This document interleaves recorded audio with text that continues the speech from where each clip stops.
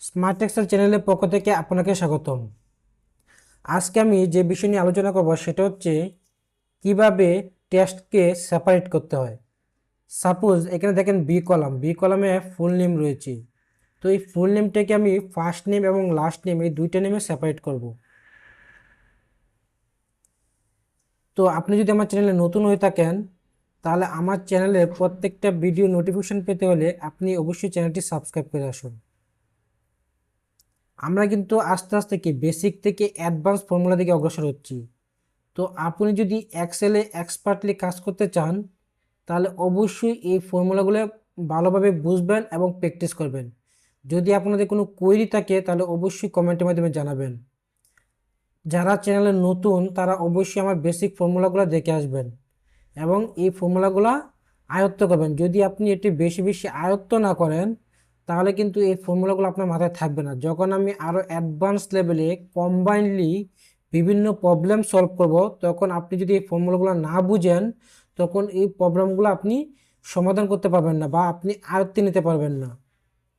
তো আপনি কি করবেন, এই ফর্মুলাগুলো বেশি বেশি আয়ত্ত করবেন, বোঝার ট্রাই করবেন। যদি কোনো কিছু না বুঝেন তাহলে অবশ্যই আমাকে কমেন্টের মাধ্যমে জানাবেন, আমি কমেন্টে আপনাকে বোঝানোর ট্রাই করব।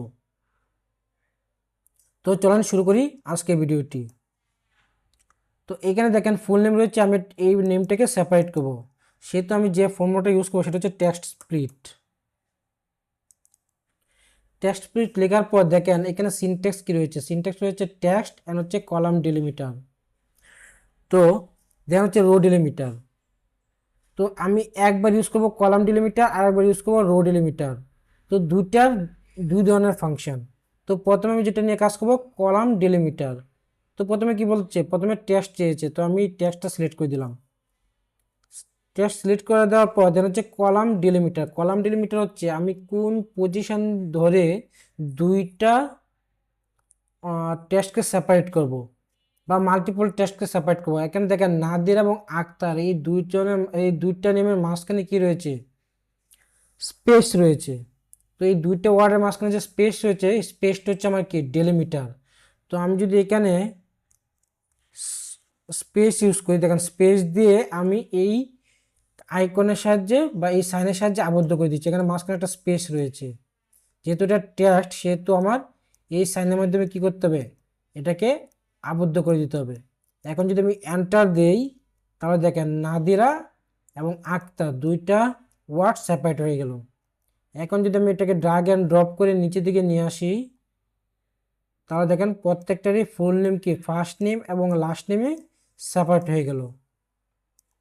এখানে আমি ইউজ করেছি কলাম ডিলিমিটার। আর এখানে দেখেন আরেকটা প্রবলেম, এখানে দেখেন একটা সেলের মধ্যে রয়েছে 4, 7, 9, 11, 15। এখন আপনাকে এই প্রবলেমটা সলভ করতে দেওয়া হলো, বলা হলো এই সেলের মধ্যে যতগুলো নাম্বার রয়েছে এই নাম্বারগুলোকে সেপারেট করতে হবে এবং এই নাম্বারগুলোকে রো বরাবর নিয়ে আসতে হবে। তো এটা আপনি কিভাবে করতে পারেন, এখন এটা আমি রো ডিলিমিটার সাহায্যে করব। দেন দেখেন এখানে টেক্সট স্প্লিট দিলাম, দেওয়ার পর দেন হচ্ছে টেক্সট। তো আমি টেক্সট সিলেক্ট করলাম।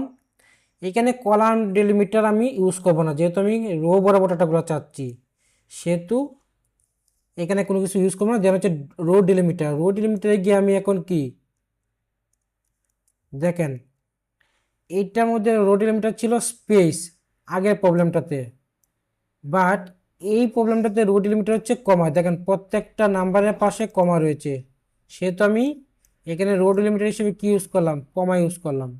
এখন যদি আমি এন্টার দেই তাহলে দেখেন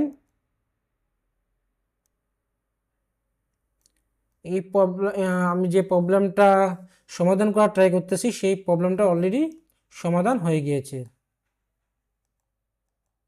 এখন যদি আপনি এখানে রো ডিলিমিটার ইউজ না করে কলাম ডিলিমিটার ইউজ করতেন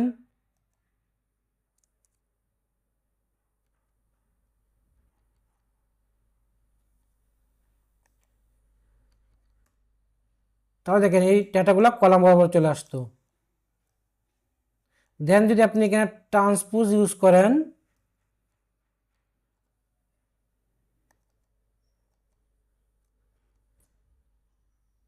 তাহলে দেখেন আপনি এই ট্রান্সপোর্ট এবং টেক্সট স্পেস কলাম ডিলিমিটার দিয়ে সাহায্যে যেটা করেছি সেটা আপনি রো ডিলিমিটার সাহায্যে করতে পারবেন। তো আজকে ভিডিওটা এই পর্যন্তই। যদি আজকে ভিডিওটা আপনাদের ভালো লেগে থাকে তাহলে অবশ্যই লাইক করবেন এবং বেশি বেশি শেয়ার করবেন, যাতে আরও এই ভিডিওটা অনেকেই দেখার সুযোগ পেয়ে থাকে। এবং আপনি আমার নেক্সট ভিডিওগুলোর নোটিফিকেশান পেতে হলে অবশ্যই চ্যানেলটি সাবস্ক্রাইব করুন। ধন্যবাদ সবাইকে।